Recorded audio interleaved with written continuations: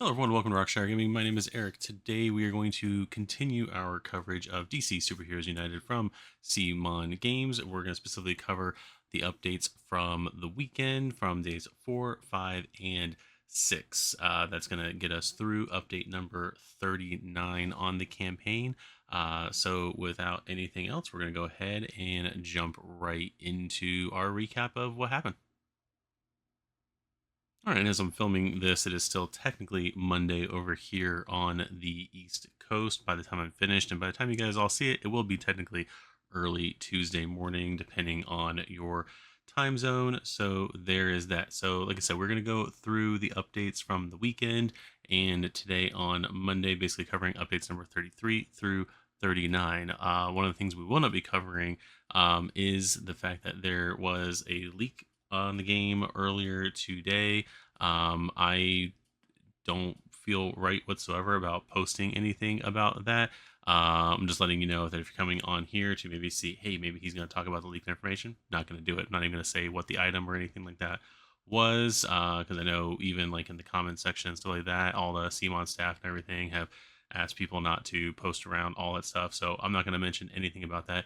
The only time I will mention in a future video might be when those items are revealed, and then I might say that was what the leak was. But as far as like the actual campaign and stuff like that, we're just going to cover what was officially announced as far as the campaign goes on Gamefound and nothing else on there. So there is that. Speaking of our coverage on here, if you have been enjoying that, please make sure to hit the notification bell to know when we're going to be posting more, or to be alerted when we're going to be posting more videos on this and other series. Hit the subscribe button to be subscribed to the channel if you haven't already. Comment down below with your thoughts on today's reveals. Again, please do not post anything about leaks or anything like that. If anything does go through there, it will be deleted. But yeah, just we're going to go ahead and dive right into it by first looking at the numbers for 2 days, where we're at today. So 15 days left in the campaign. We are at $902,897 with 7,075 backers so far in the campaign. So that is pretty good at the moment here, just under 100,000, under 1 million. So with that said, let's go ahead and dive into the first update, which is update 33, core heroes, villains, and our heroes and villains. We're not going to go too much into this one because we've already actually covered a lot of this stuff. There was every dev diary, or the main 3 dev diaries that came out, all went into detail about the characters from the core box. I mean, like as we scroll through here, we got the write up on Superman and kind of a little blurb of what his powers and everything do. You can get to see the painted figures and everything like that. We've got Batman right here with his figure and his painted miniature. All that stuff looks pretty good. We've seen this part of the painted miniature. We just haven't seen like how the back of most of the figures looks. That's a cool thing on here, and the fact that they've been, for the most part, revealing all the characters so far in the campaign in their painted form and all the updates. So that's cool that we're not necessarily going to have updates, thinking about it, where they show us just like painted versions of the figures and all that stuff. So that's pretty cool there. We got Wonder Woman over here with her figure and her equipment, all that stuff. We got Flash, and they do list it as Barry Allen, which is very important. I think it's the first time they've actually made that distinction of which Flash it is, because it could have been Wally. We never know. Definitely wasn't Jay, but there is a Flash right there. We got Arthur Curry, the Aquaman, right over there, and then they're gonna have Cyborg, Victor Stone, and all of his stuff there. All his, I was gonna say equipment, but he doesn't have any equipment. All his cards are there. His painted figure looks pretty cool. I think I said this in another video, but I'm definitely gonna have to figure out how to actually paint metal without using metal paint. So there's that. Then we've got the Dark Side figure. Like I said, I'm not going through all this stuff, but then we got Joker, and then down here we got Luthor. You can watch our coverage on the different dev diaries. They do go into a little bit more detail about how these characters work, even more than it's what's right here. And then you got Cheetah right there. They go into a little bit of the locations, and that is pretty much it for that update. The next update we get was the last stretch goal we got for a good little while Over here later in the evening on the 13th, fastest draw in the West, we do get Jonah Hex. I believe DC does have a stipulation with CMON to not have um, guns in the game for whatever reason.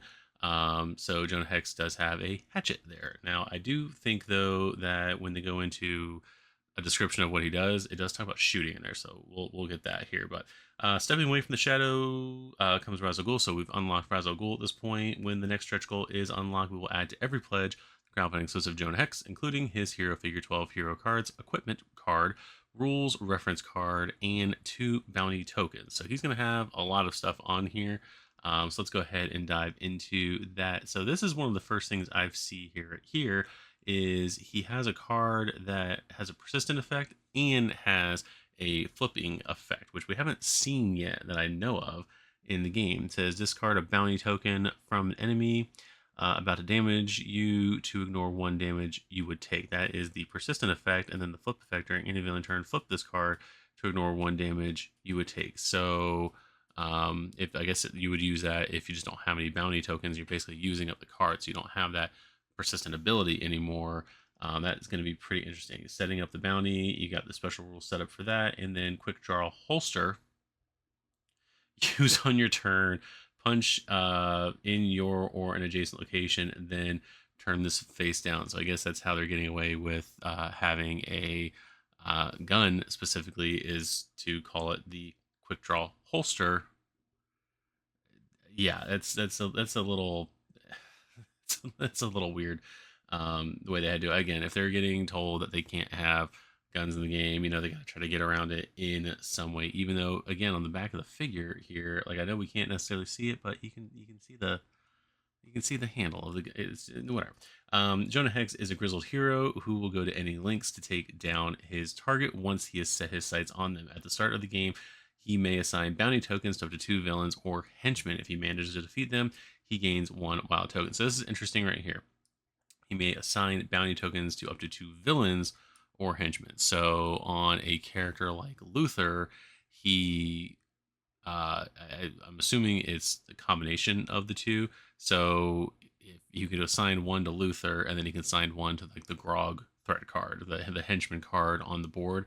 But then I wonder if this is also something like if they, because I don't, and again, I can't remember off the top of my head, but we don't have any villains yet in the game where it's 2 villains fighting at the same time, meaning that we don't have, like, from X-Men, we don't have Toad, Pyro, and Blob fighting us at one time, and we don't have Quicksilver and Scarlet Witch. I believe Quicksilver and Scarlet Witch have their own health pools on the side, so that would be a case in that. So I think they may have put that stipulation in the event that we start getting villains that you need 2 villains, like they work in tandem together.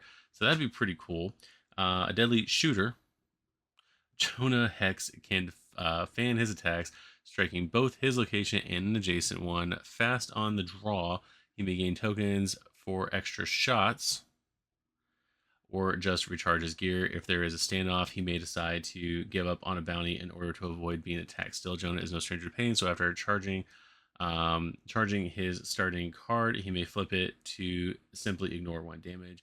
Using his quick holster equipment, Jonah Hex is able to fire off a surprise shot, even at enemies in adjacent locations. They are doing anything to not say that he has a weapon, of a projectile weapon. They don't even mention anything about a hatchet in there at all, and he's holding a hatchet. So yeah, I mean, as far as the character goes, it's a pretty cool design. Just like I said, it's a little weird with the fact that it's the hatchet, and all that. Also, once they get Jason Todd in there with as Red Hood, like, he's gonna, hopefully he doesn't have a crowbar again, because why would you carry that around? But yeah, that's gonna be pretty cool. So that's Jonah Hex. That is, I think, update 34. Yep, that was update 34. So let's go ahead and go on to update 35. To me, almost finishing off the Aquaman family. So the once and future King of the Ocean, we are getting Ocean Master. When the next stretch goal is unlocked, we will add to every pledge the confidence exclusive Ocean Master, including his villain figure, villain dashboard, 12 master plan cards, and 6 threat cards. So We've got Orm Marius right there, brother, whatever, of Aquaman. Ocean Master is out too. Well, there's his stuff. I don't know why I jumped down there. So there is his figure. It looks pretty cool right there. Special rules: at the end of each turn, if Ocean Master has been dealt any damage in a location with a water token, replace the leftmost thug/civilian there with a crisis token, I'm assuming. KO, fill an enemy slot in the KO'd hero's location with a crisis token. So there is that. Ocean Master is out to reclaim his rightful place as ruler of Atlantis and get his revenge on the surface world. He starts by placing water tokens on half the locations in the game. So we're getting those water locations placed back on there. Very similar. I think Black Manta did a similar thing. When attacking with his trident, Orm deals even more damage when he's in a water location, and when he summons lightning, it strikes a hero in every location with water. So if he does his lightning and you're like 2 away, but there's still a water token there, you're gonna get hit regardless. His Dagon warrior thugs are also harder to take out in their location if their location has water. So it's probably just 2 hits to do it. What makes it harder to manage is his Thalassockinesis threats allow him to move the water tokens around. So I don't think Ocean Master. I don't think Manta moves the water around. I think it's in his location and the 2 adjacents, and that is it. Ocean Master's plan is to flood the entire world. This is represented by crisis tokens that occupy the civilian thug slots at locations, making overflows even harder to contain. These tokens are either added to empty slots or replace the tokens there whenever there's a BAM KO overflow, and even when Orm is damaged in a water location. Once half the locations have the majority of their slots filled with crisis tokens, Ocean Master is victorious. So that's gonna be pretty interesting. We've had a couple villains in the past that do mechanics where the crisis tokens are taking the spots of the thugs and civilians, and then you can't place any more thugs and civilians, causing overflows, all that kind of stuff. So that is going to be pretty difficult to deal with right there. So Ocean Master going to be pretty big threat for the game. I say he finishes more off like Aquaman family, just because I think with the characters that are known with Aquaman, you've already got both of his villains. We've got Mara in there, Aquaman himself in the core box, and I think the main thing missing for Aquaman almost to feel complete is going to be Aqualad, Tempest, all that stuff. So basically his sidekick characters as far as heroes go. So we have 2 Aquaman villains that he can fight. This one's not requiring Aquaman like Manta does, just because of Manta's obsession with Aquaman. But it's cool nonetheless. So, but yeah, I really dig this character. So let's go ahead and jump to the next update. So, but like I did say, actually, before we jump into that, I did want to say this. This was on the 13th. So what am I on today? The 15th. So this was revealed on Saturday. Jonah Hex was Saturday evening. We went through all of Sunday without anything. It was basically crickets as far as updates go, because of just not hitting pledge goals and all that sort of thing. So by the time Ocean Master was revealed, it was at 12:57 a.m. So almost 1 o'clock in the morning on today on the 15th, as I'm recording this.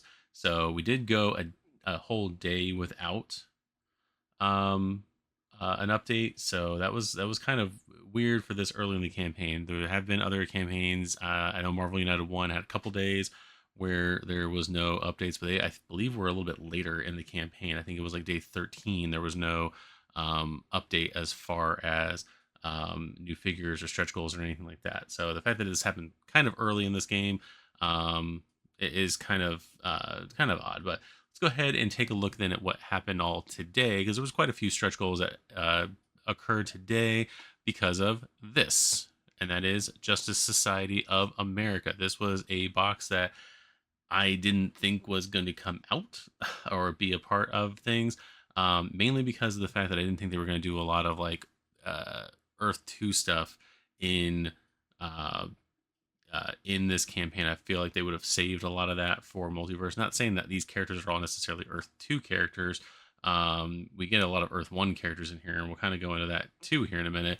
But most of these characters that are in this box, with at least one exception, are tied to like a lot of modern JSA and that kind of stuff. And I say modern, I mean like the last like 30 plus years. So Let's go ahead and take a look at the update. So this was 1:01 p.m. this afternoon.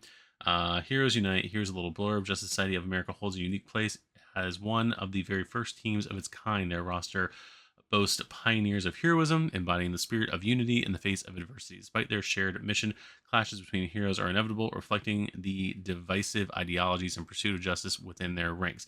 These conflicts serve as crucibles that test the strength of their bond, which will be put to the ultimate test against Black Adam, a dark mirror to their ideals. So that's the blurb on the game itself, talking about conflicts between each other. And we'll kind of get into it once we get into mechanics, but I don't recall um, too many like necessarily conflicts between like within the JSA. Let me know if I'm wrong about that. I've read some of like Jeff John's JSA, but I didn't read anything before or after that. Really, like all my JSA knowledge is from pre New 52, like around Crisis, Infinite Crisis time in that area. So and I know the JSA didn't exist for a very long time after New 52 started, but yeah, I don't know of many conflicts within the team itself. Maybe with the JLA, I have no idea, but not with the JSA itself. Again, let me know of any storylines I should look at for that to see that kind of stuff down below in the comments. But we're gonna go ahead and go on. You can click on here to watch the said video. But we have crowdfunding exclusive Justice Society of America. So I believe Metropolis is going to be its a retail expansion. It just has extra characters in it if you do on the Kickstarter, like Superboy and the Lois Lane support character. This box, however, is completely crowdfunding exclusive, so this is going to be the only way to get this, short of like your local comic shop or local games shop pledging on this campaign and having copies to sell through that. But this is not going to be an official retail expansion. You won't be able to buy it online or anything like that.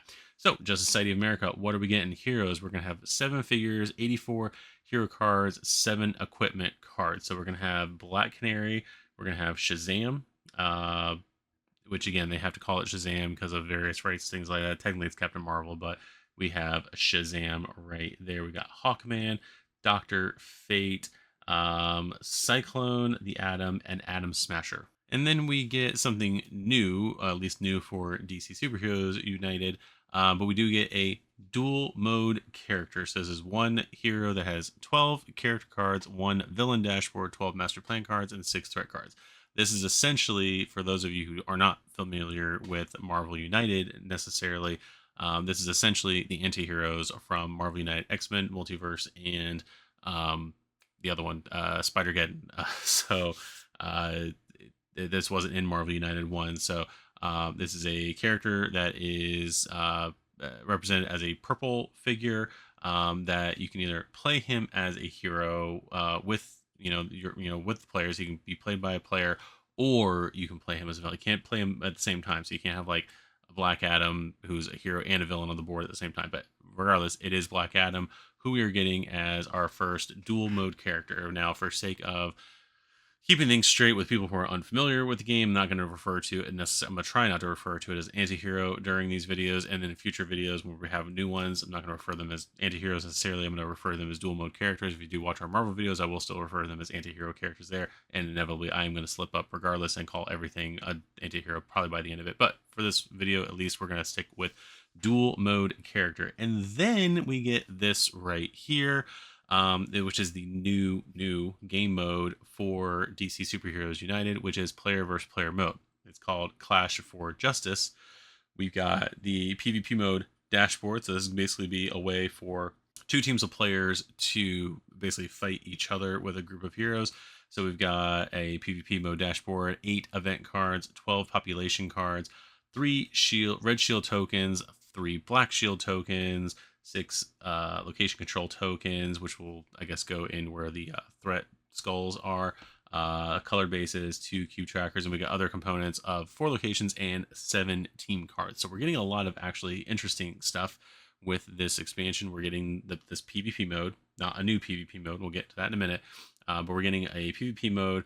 We're finally getting anti-heroes or dual mode characters. And then we're also getting team cards. Team cards are something that was also in Marvel United, um, uh, starting with Multiverse, where we were getting team cards to basically enhance gameplay and everything like that. We'll kind of go into it during this update. They're not necessarily something that's being sold. At least I don't know if it's being sold. I know it comes with that pledge. I don't know. I can't remember if they were selling it. Um, with it, I know that there is a deck of cards for um, retail expansions, so that might be what is being sold. And there's a deck of cards for characters that were in promo expansions, so like Kickstarter exclusive stuff, all that stuff. And then I think there's even still more team decks in the stretch goal box over on for Multiverse. So like I said, we're getting a ton of team cards in Multiverse. So this is the first of hopefully many team cards we're getting for DC Superheroes Unite. I do find it funny that, and we'll get into that in a couple of minutes, why is the Justice Society of America is the first one getting it. Anyway, so we've got a $40 expansion pack, crowdfunding exclusive, all that stuff. We're going to go through all these things right here, but these are all the different components for that. So let's explore the different things that this expansion is bringing to the game. Clash for justice. Every so often, there's a clash between the heroes' ideas of what is justice and how best to achieve it. When this happens, an all-out fight between hero teams is inevitable. Clash for justice mode allows players to engage in direct PvP conflict. No villain is used in this mode, with the players dividing themselves into two teams of either 2x2 or 3x3 and competing for points. Teams earn points by rescuing civilians, defeating thugs, controlling locations, and of course, KOing their opponents. Now, this is interesting because the fact there is the again, I know I was talking about it before and asking about specific instances with the JSA, but I do know that there's both Marvel and DC. There is always the trope of when you get two teams who haven't recently or haven't before met each other. There's always some kind of understanding, and they always fight each other before they inevitably team up to fight the villain itself. And that's more for me of what I'm seeing with this, not necessarily that it's like JSA versus itself kind of a thing. Um, but yeah, it's kind of cool that they're adding in a PvP mode. We technically in X-Men have blue team and gold team, so we do have like a team versus team mode against the villains, but this is a PvP mode of just taking two teams of heroes and just going at it. So we've got that. Here's an overview of player versus player rules. Teams alternate turns. Each playing their hero card on a separate storyline. Heroes can attack each other, forcing the opponent's team hero to discard one card. I don't know why I can't read these words. All heroes have shield tokens they use to defend from one attack, and which is refreshed after they are KO. No threats are used. So these are all the different rules for this mode. Now, before we leave this, however, I do want to bring people's attention to this. This is update number 52 from Marvel United Multiverse. This is the Choose Your Sides in the Civil War. We're going to scroll down here. We do have, again, this is another $40 expansion. We do have these 8 characters right here. No team decks were put in here, but if you do look, I'm sorry that the screen is small, but if you do look right here, back up to the top, we have these markers right here, which look very suspiciously like these markers right here. We do have the shield tokens all over right there. Where are the shield tokens? Did I say shield tokens? Yeah, those shield tokens. Where are they at? Oh, they're right here. These shields right here. We've got our cubes, all that stuff. We've got everything. We got the same, not same, but we've got 8 figures, 8 figures. Even we got one big figure here with Goliath here and Atom Smasher right here. No anti-hero and or dual mode character in the other game. But we do have the Clash for Justice event deck right there. Over here, they call it something else.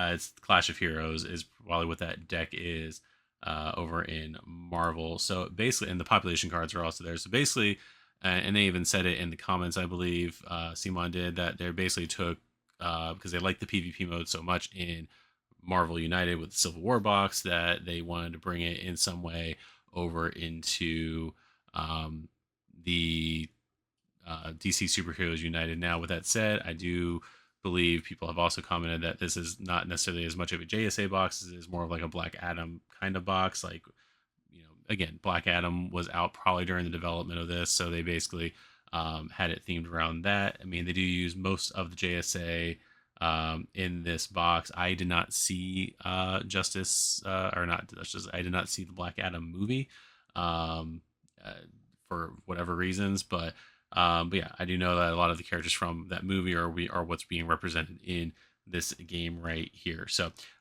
it is what it is. I mean, I guarantee you to fill out a Justice League team, we are going to get more characters throughout this campaign. We already have two Justice Society, and I probably said League, and I apologize.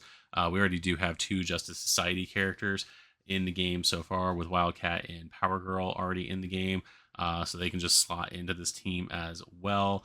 I guarantee you they are probably listed in here in the um, uh, team cards in there, and we'll kind of actually we'll actually get into that here in a moment because I think they do talk about that. So let's go down here. We've got Shazam right here, Billy Batson. He is, by yelling out Shazam, Billy Batson is imbued with the power of ancient mythological figures. The wisdom of Solomon helps rescue more civilians. The strength of Hercules makes him a formidable fighter. The stamina of Atlas keeps him healthy. The power of Zeus summons devastating lightning strikes all around him. The courage of Achilles helps him shrug off damage when it's most needed. And finally, the speed of Mercury quickly flies him all around the play area. Looking at his cards, I'm then wondering speed of Mercury, power Zeus, all that stuff. So, and then I'm wondering if he's getting at least 6 of his 12 cards are then going to be just with the letters of his name. Is it 6? Shazam? Shazam? Yeah, 6. If that means he's going to get basically 6 special effect cards during the game. So yeah, so that's going to be cool. He's going to have more than like the typical 4.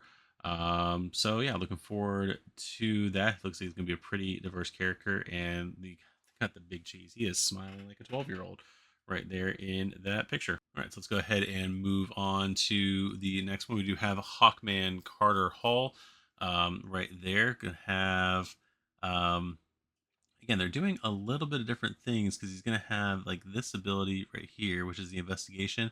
Look at the top card of any deck. You may put it at the bottom. So that's gonna be like you play it and you get it at that point, and then you get the flip right here. But you can see this flip card over here just has the flip ability. So we've got one that's going to give a benefit now. It's not a persistent card, but it's going to give me a benefit now, and then I'm going to be able to flip it to activate the above effect again. So I'm basically going to get 2 uses of investigation out of 1 card. So that's going to be pretty cool. There's Hawkman's figure. He does have 2 weapons or 2 equipment, Thanagarian mace, and it's probably going to tell me what the other one is here, nth metal wings. That's what he's going to have. Living through countless incarnations has given Hawkman an incredible depth of knowledge, allowing him to know the top card of any deck, possibly postponing it by sending it to the bottom of that deck, and to gain extra attack actions whenever he manages to clear a threat. So there are attack tokens.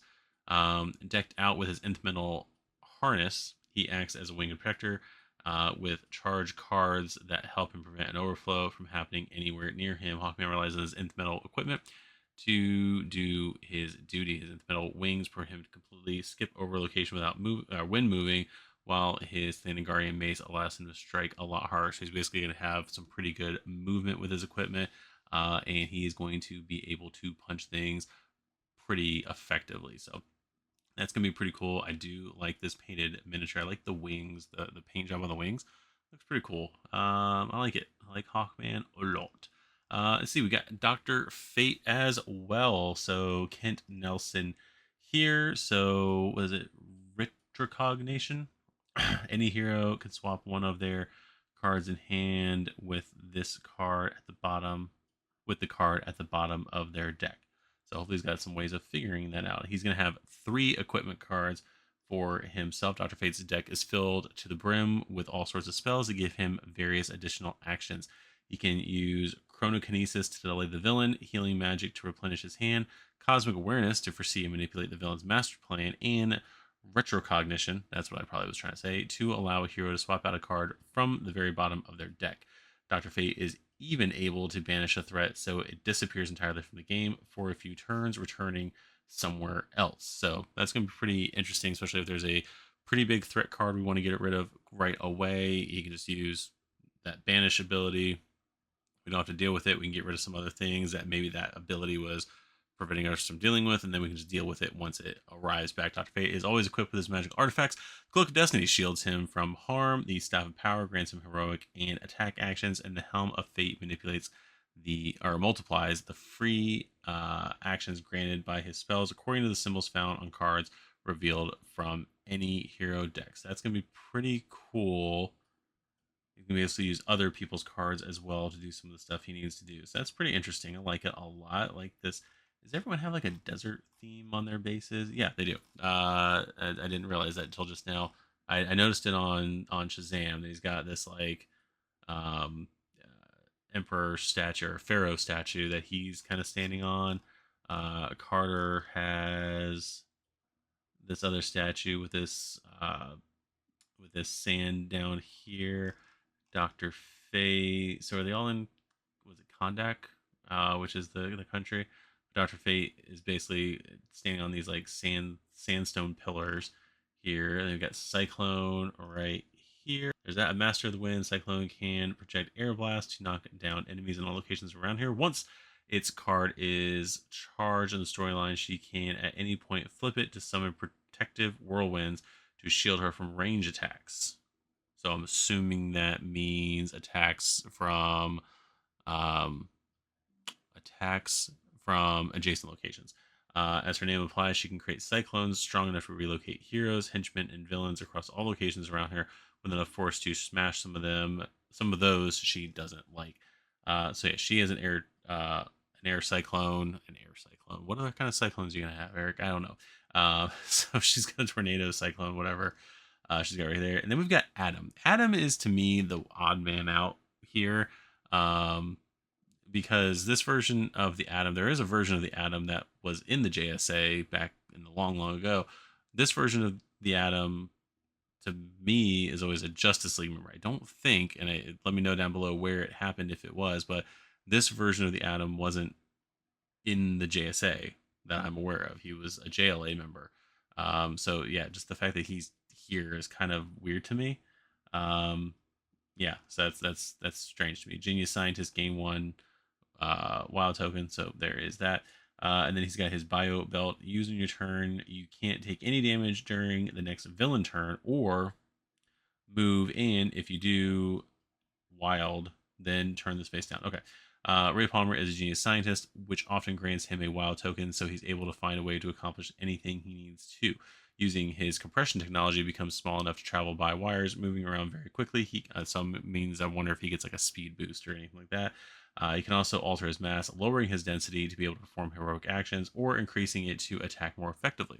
Several of the Adam's cards allow him to recharge his bio belt equipment, on which he relies to shrink in order to avoid all damage or to move around and perform any task at hand. He's even able to recharge his belt by staying put for a little bit. So that's pretty cool. And I do like the batarang here, more so the paint job on it looks pretty cool. And I believe, like, I feel like right here, like the batarang is right there. I feel like this is supposed to be like a computer chip of some sort. I don't know. That looks interesting. I like how that looks. But all right, so then we got Black Canary, who I believe has been on the JSA. It says in pre-crisis canon prior to 1983's Justice League of America number 220, it was believed that Black Canary, who joined the Justice League of America on Earth 1 in 1969, was the same woman who had previously been a member of Earth 2's Justice Society of America. In that comic, it was revealed that the original Black Canary had died following the events of Justice League of America number 74, with the daughter unknowingly taking her place as she had been given the mystically transferred memories of her mother. Comic books. So yes, Black Canary in some form has been a member of the Justice Society. So yeah, there it is. Following her debut, she quickly became a key member of the Justice League of America, and like her mother, was associated with JSA. So again, I probably should read these. Who knows? Well, whatever. But yeah, it's always really complicated with all that stuff. So there is Dinah right there. Black Canary, martial arts expert. Flip this card during the villain turn to ignore 1 damage you would take, or during your turn to punch in your location. So all of that. She does get an equipment card, which is her motorcycle. Using your turn, move, then turn this card face down. So there's that. Born into a family of crime fighters, including the original Black Canary, Diana Lance was trained to become a martial arts expert, ready to flip a charged card at a moment's notice in order to evade damage or strike unexpected. She also is a skilled archer, being able to attack at range and even borrow arrow equipment cards from friendly archer heroes. But her signature move is her powerful Canary Cry, a superpowered streak capable of stunning any villain or henchman. Black Canary can also be equipped with her trusty motorcycle to get an extra move when it's really needed. She can easily recharge her bike by simply forfeiting the use of her location's end of turn effect. So that's pretty cool, because there's always times where I don't want to use the end of turn effect, or I don't need to use the end of turn effect on a location. So the fact that she gets a recharge of her ability or of her equipment card is pretty awesome with that. This does basically spoil the fact that not only are we possibly getting Green Arrow, because it does mention archers, but we may get more than one archer in the game, because it does say borrow arrow equipment cards from friendly hero archers. She doesn't have an arrow, even though it talks about her being a ranged person. Um, she doesn't have an arrow equipment card. So I'm assuming we're going to get Oliver Queen as Green Arrow in there. We might also get Connor Hawk. We might also get Roy Harper if they consider um, Arsenal being someone who has arrow equipment cards, or if they're going to have him be Red Arrow, which he was for a time when he was on the Justice League. So yeah, that is going to be pretty cool. So we're basically spoiling not only Green Arrow, but also archers in general. So that is pretty cool that they're already planning for that. It makes me wonder, um, and this is just my pure speculation. It makes me wonder if they thought they'd be farther along with stretch goals at this point, and maybe Green Arrow would be already in the game before they did that, and they had to kind of rewrite that. Or maybe not. Maybe he wasn't supposed to be in the game until much later. Who knows? But we'll find out there. We got Adam Smasher right here, big boy. Right there. There's his, backside there. There is the big boy right there. So that is pretty cool. Adam Smasher can manipulate his molecular structure to grow to colossal sizes. Such a big guy starts the game with a big hand, meaning his starting hand is free, not counting. Meaning his starting hand card is free, not counting as one of the 3 cards in his starting hand. So he's gonna have 4 starting out, and you drop to 5 on the first turn on his first turn. If this card is in his deck when he recovers from being KO'd, he can even draw an additional card. He can easily stomp out thugs, and by flipping a charge card when needed, he can increase his mass to take a giant stride and crush a single target. So that's pretty cool. There is his size. Now again, he's crouching down and superhero 3-point punching the ground there. So he would be technically taller than that. But that is what he is considered next to Dick Grayson Robin right there. So there is his figure looking all nice. And we've got the dual mode character. So we've got Black Adam, Teth Adam right there. There is his very evil, menacing looking card. We got special rules from him. Only face up threats are active. When a threat is cleared, increase the Shazam track 1 space. KO, draw a master plan card, add it face down the storyline. So that's going to be pretty interesting. So we got a big paragraph here for him. Black Adam is a stalwart defender of his homeland of Kondak, I believe that's how that's pronounced, which sometimes forces him to be a hero and defend the whole world. Like Shazam, he is imbued with the power of ancient mythological figures. The stamina of Shu keeps his hand of cards filled. The speed of Horse grants him additional moves. The strength of Amun grants him additional attacks. The wisdom of Zehuti doubles his heroic efforts to clear threats. The power of Etin can lay waste to enemies in adjacent location, and the courage of Mihin allows him to take on any attack without fear. That's all his main cards. So again, like Shazam, he's going to have a bunch of cards all dedicated to those specific aspects of his version of Shazam. As a villain, Black Adam is seeking the power of deadly sins to take over the world. These threat cards start face down on the location, so whenever Black Adam bams, he not only devastates all heroes in his vicinity, but also turns face up the sin threat next to him. They each add a different ongoing effect that permeates the whole game. Sloth makes lone heroes slower. Pride makes heroes shun the effects granted by locations. Wrath takes a toll on heroes that attack too much. Gluttony removes cards from the heroes that gain action tokens. Greed limits the number of actions heroes grant each other, and Envy makes it so that if a hero is too heroic, the others lose their ongoing special effects. Yowza.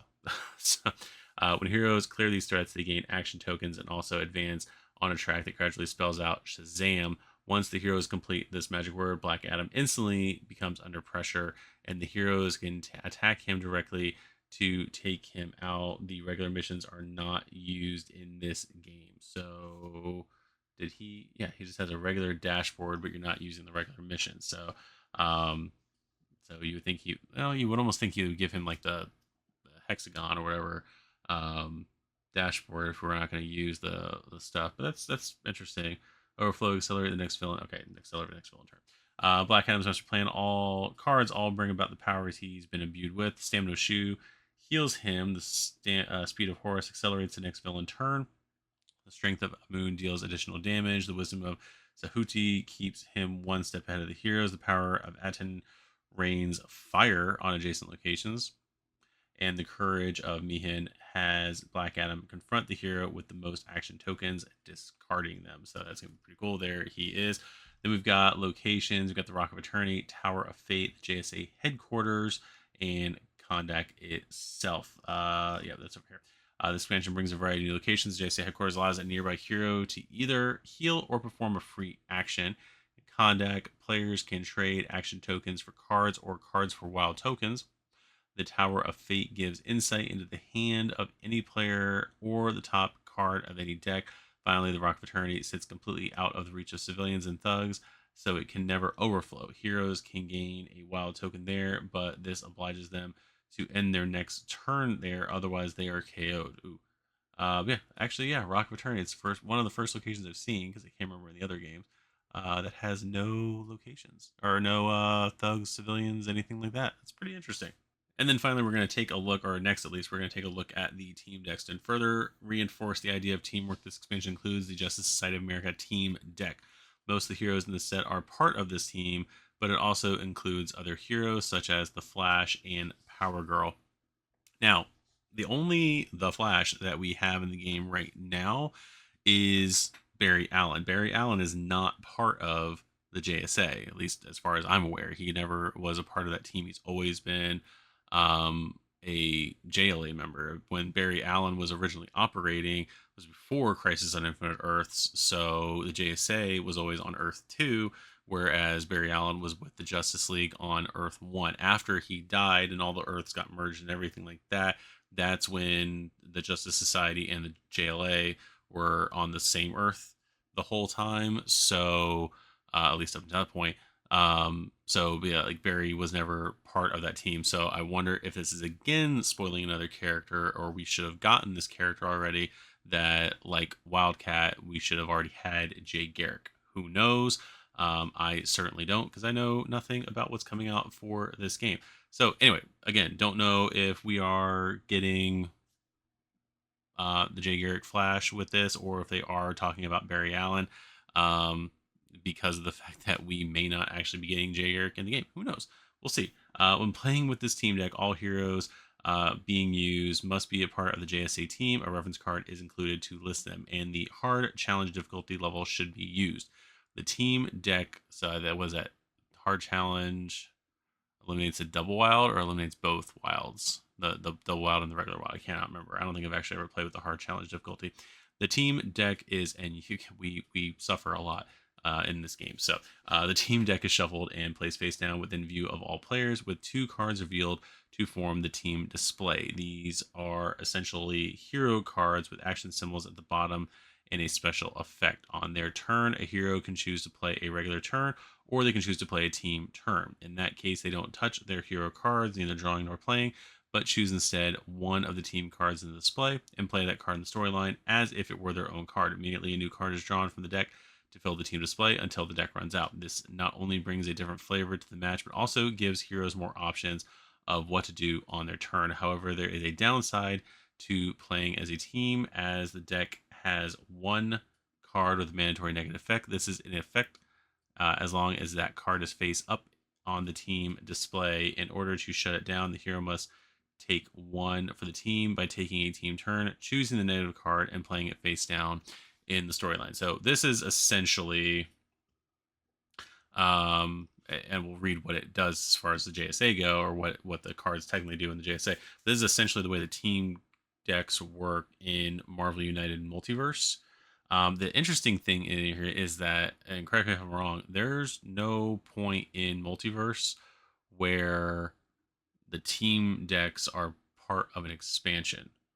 All the team decks are either in the retail box, the promos box, like the other there's a promo packaging for like the past two games, and then the stretch goal box I believe has all of the other ones, or all the promo ones are in that stretch goal box. That like they're in 2 to 3 different locations, none of which are in an expansion. I find it a little interesting that this crowdfunding exclusive expansion is where we are going to get the our first team deck. It's not in the stretch goals or anything like that. I find it funny that they went ahead and put that in there, especially because I feel like the last two, the core box and the previous expansion, Metropolis, should have had team decks in there. I feel like at the very least, the core box should have a Justice League card in there, since all 6 members are part of the post New 52 starting roster of the Justice League. I feel like we should have gotten that in there. And in the other expansion, we should have gotten Superman Family. The only reason why I feel like they didn't is because they're going to try to keep the team decks to either keep the team decks to a crowdfunding exclusive thing, or they didn't want to put the team deck um, into the retail expansions, because they didn't want to list characters that are only in crowdfunding, that kind of thing that you can't get at retail. So because if you only listed like retail characters in there, you kind of limit things for the people who go all into this. So like I said, it's kind of interesting, the logistics of all that. I mean, if it is the fact that they didn't want to list characters that weren't in retail boxes, I feel like this should have just been in the stretch goal box. Personally, not had the mechanic thrown in there, because we are going to see it here in a minute somewhere else. So, but yeah, that is going to be that box right there. The JSA Team Deck trains new heroes, giving them heroic tokens when they witness other heroes being heroic. They can protect and prevent by rescuing civilians or defeating thugs before the villain can act, or even join forces with the civilian population to help take out thugs. However, the war scars of the JSA go deep, forcing heroes to discard random cards when taking damage. Now, the war scars on here, I don't think, other than Dr. Fate, I don't think any of the characters in maybe Hawkman in this lineup were like the World War II characters, because we don't have Alan Scott, we don't have Jay Garrick, we don't have Earth 2 Superman or Batman. So it's kind of interesting the way they did this. It's like they did a JSA box without very key members of the JSA. I would have taken out Adam and thrown in at least Jay or Alan Scott or whatever. So, but yeah, anyway, they say there if you want to add the expansion, you can go ahead and do that. I think that was the end of that update. So we got 3 more updates left to finish. So the next stretch goal that occurred, that was at 101 when this box was announced. The next stretch goal occurred at 1:42 p.m.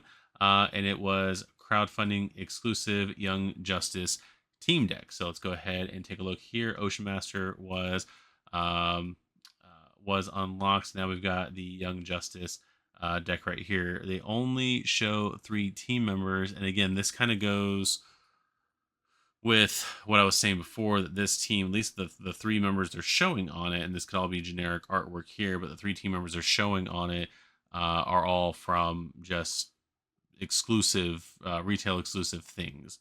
We'll get to that in a minute. So the next stretch goal unlocked, as well as for every pledge. We will add to every pledge the crowdfunding exclusive Young Justice Team Deck, including 16 cards and 1 reference card. So the Young Justice team is composed of young heroes who are essentially the sidekicks and more experienced heroes. Members of this team include Superboy, makes sense. Red or Black Canary doesn't make sense, and Red Tornado is there. So Superboy is the crowdfunding exclusive figure from the Metropolis expansion. Black Canary is from the crowdfunding exclusive expansion JSA, and Red Tornado is a stretch goal. Though other heroes might still be added. So uh, that's one of the things they talk about, and they'll put an update out later where it says like here's the final list kind of thing. I'm assuming these team cards help young heroes learn teamwork, allowing a teammate to gain different action tokens and gain experiences. So whenever they perform the same action twice, they gain token corresponding to it. The heroes also gain the use of the bioship to move all around them. However, petty rivalries can easily spring among these youngsters, causing heroes to lose action tokens or exhaust equipment if they are nearby when a teammate clears a threat. So I was looking at this. I saw this pop up earlier this afternoon. Um, I was out and about, but I was like sitting there doing research on this, and like Superboy makes sense because in my mind, Young Justice is Connor Kent, Superboy, Impulse, and uh, the third one, the Tim Drake version of Robin. I going through my research and going through what the comics and everything had, Red Tornado apparently, because of the fact that Young Justice was set up in an old base of the Justice League, Red Tornado worked as like a mentor slash chaperone figure for Young Justice. So that makes sense why he's there. Comic book wise, Black Canary to me doesn't make sense because I couldn't find any reference to her being in Young Justice or associated with Young Justice. Now, I did see some stuff that showed that she apparently was in the Young Justice cartoon that I have not watched, but she is more like a mentor training kind of character in that show. So, as far as like the show itself goes, it makes sense to throw her in there. But almost everything that we have seen so far from DC Superheroes United to me indicates that we're operating in a world of like New 52 Rebirth, which again does incorporate old stuff in there.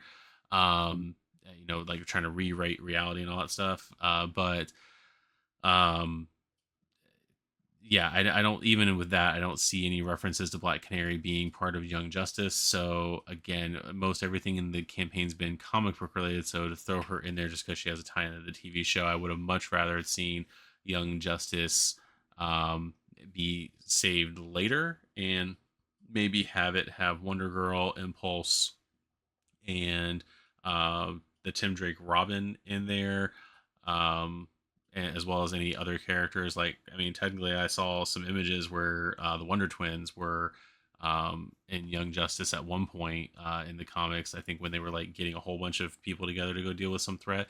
But yeah, I would have much rather, if they were going to do a team deck this early on, I would have rather seen, because we have enough members for it, I would have rather seen like the Justice League team deck thrown in there, or I would much rather have seen the like a Superman family deck thrown in there, because I think those are the two um, uh, teams that we have represented in the game right now that you can have more than four members in it, or at least four members in it. So like for a four, like, because I can't even make technically a team out of these three people because I don't have a fourth person. If I was playing a 4-player game that would be involved in that team.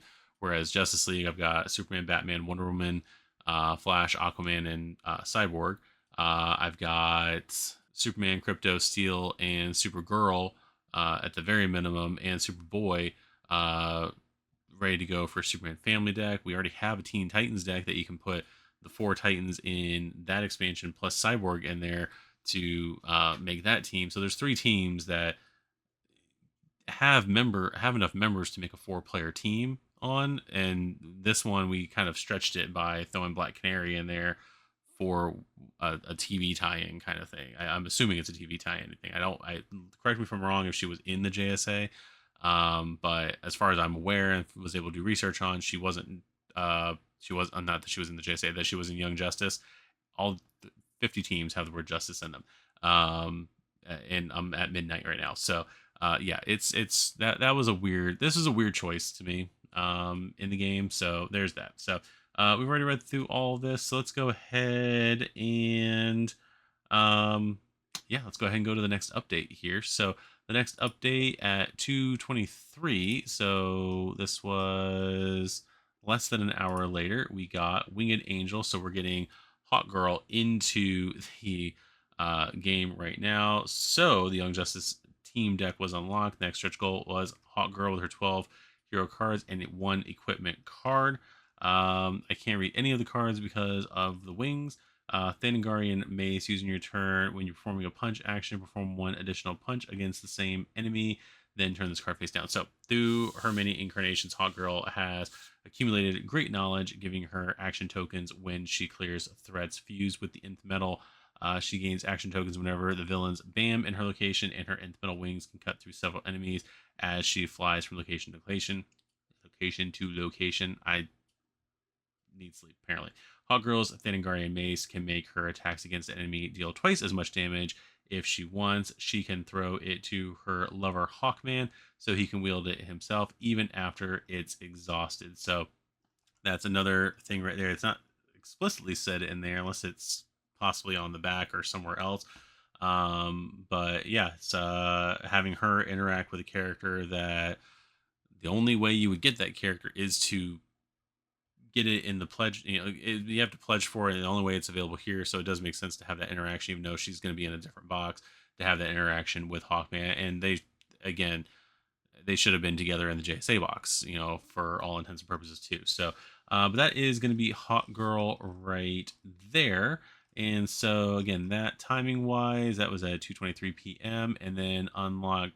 She was finally unlocked 6:26 p.m. today, and we've got Captain Cold, a rogue villain that will freeze you in your tracks. So we've got Captain Cold with his villain figure, villain dashboard, 12 master plan cards, and 6 threat cards. So there is his figure looking all menacing and everything like that. Captain Cold is out to commit his crimes using his cold gun indiscriminately in order to keep the heroes from getting in his way. Whenever he bams, he adds crisis tokens all around him, freezing those locations. Heroes are simply unable to leave a frozen location, forcing them to first spend actions to thaw their way out.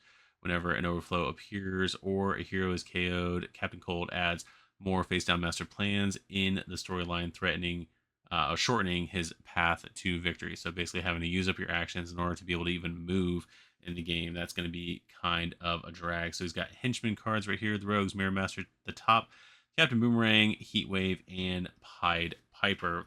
Through his threats, Captain Cold gets the support of the Rogues. Mirror Master mirrors the latest hero card played, bringing thugs or attacking heroes depending on the symbols there. Pied Piper attracts thugs and civilians in his location. Okay, so he's going to basically drag everything and try to overflow that one location. Heatwave burns heroes in his location, though that also unfreezes it. Good to know. The top moves heroes out of his location unless they lose a card. And Captain Boomerang strikes heroes all around him using a signature weapon, helping further coordinate the rogue's efforts. An unclearable threat activates all their BAMs and brings one of them back whenever Captain Cold and his movement there. Why am I not reading that right? The rogue's efforts, an unclearable, helping further coordinate the rogue's efforts, an unclearable threat activates all their BAMs and brings one of them back whenever Captain Cold and his movement there ends his movement there, probably is what that says. So yeah, that is a thing right there. So an unclearable threat. So I can't think of an unclearable threat at the moment in X-Men, and we don't have multiverse yet. Let me know down below if there is one that I'm not thinking of, because again, for me at the moment it's late. But that is a pretty cool concept to have a threat that you just can't touch. So I mean, you can still clear the clear threats mission because that only requires 4. But if they introduce something similar to like the Plan B mode from Guardians of the Galaxy, there you won't be able to clear Captain Cold's all of his threats because he's going to have one that can't be cleared. So he's only going to have 5. You're only going to be able to clear 5 of the 6. The Plan B basically, as far as the threats, makes it to where you have to clear all 6 threat cards in order to clear that mission. So, but yeah, that is pretty cool with that. I am a little bummed that we're not getting the Rogues as an expansion a la Sinister Six. It just reinforces the fact that if they do a Sinister Six mode, it's probably going to be an Arkham Asylum box instead of a Flash Rogues box. Like I said, these guys would have been perfect throwing in Captain Cold into the 6 right here. They already have artwork and everything. It would have been cool to have this box right here, even some of these abilities, the way they sound, like that would be perfect for a Sinister Six box. But alas, we're not getting one as far as Flash Rogues go. More than likely because of the who has the more famous villains. A Sinister Six box is a Sinister Six style box is probably going to be in a Batman Rogues box of some sort, either Arkham, probably not Gotham Knights. If they do a Gotham Knights, because if they do that kind of style expansion, um, it's going to be a hero heavy expansion. But if they do an Arkham Asylum box, then you're going to have um, probably a Sinister Six style mode in that, just because that is one of, especially the changes they made in Multiverse with having it where you can shuffle all the different parts and locations and everything.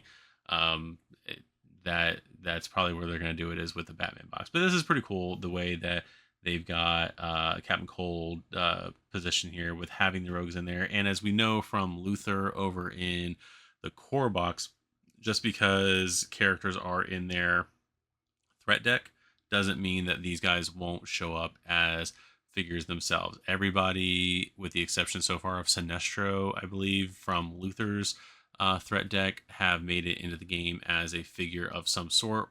Sinestro more than likely will be in some kind of a Green Lantern box, I'm assuming. Again, I don't know if there's going to be a Green Lantern box. We haven't seen any Green Lanterns yet. Don't know if that's going to be held off for a season 2. But um, uh, as far as all this goes, like I said, all these characters can be in, have their own figures as stretch goals and everything like that. Captain Boomerang can still be like in a Task Force X box, more than likely. And there's other rogues that they could possibly throw in as well.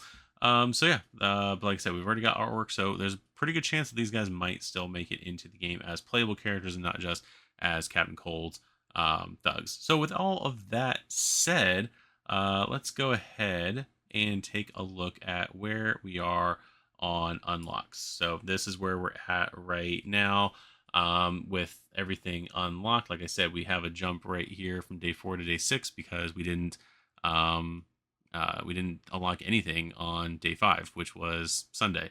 So that is kind of a bummer. I haven't, because of this right here, I haven't put down on Captain Cold a definitive end date here for him when he is unlocked. That's why I got those dashes there, because, again, we didn't unlock anything on Sunday. So hopefully Captain Cold can be unlocked soon. He is unlocked at 930k in the game right now. Let me go ahead and refresh it.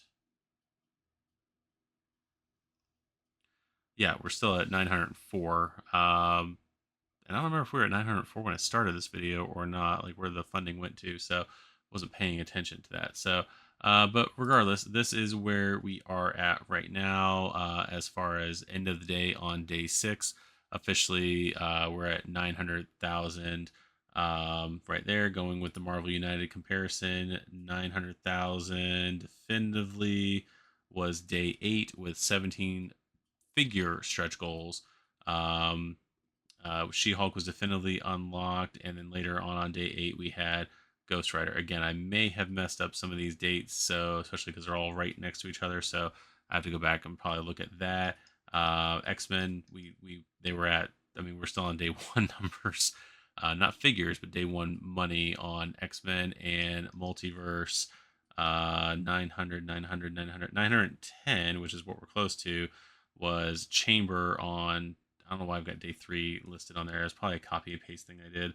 But Chamber on definitively on day 3 was where that was. So we are getting a little bit behind on from Multiverse. We're ahead of the game still. Like I said, I think I said this before. We're on day 6, and we're a couple days behind as far as funding goes on from compared to Multiverse, but compared to the original Marvel United, we are still ahead on there. So I don't know what CMON's goal was with DC Superheroes United. I don't know if they were trying to compete with Marvel United Season 1, since it's technically a new game. Even though it uses an old system, it is technically a new game. It's not like a second, third, fourth season of an old game, although some people will say it is. But it is definitely season 1 of a new franchise. So I don't know if they were hoping for Marvel United Season 1 numbers. Marvel, again, even over here, I mean, people will say that like, um, season 1 and 2 stuff was offered even in multiverse, but like that was all the way down here on day 8. That was the Fantastic Four re-release right there. The stretch goal boxes were down here on day 9. So and then Sinister Six, I think I don't have it listed on here, but Sinister Six I think was re-offered. Where am I at? Yeah, right down here on day 17 with Maximum Carnage.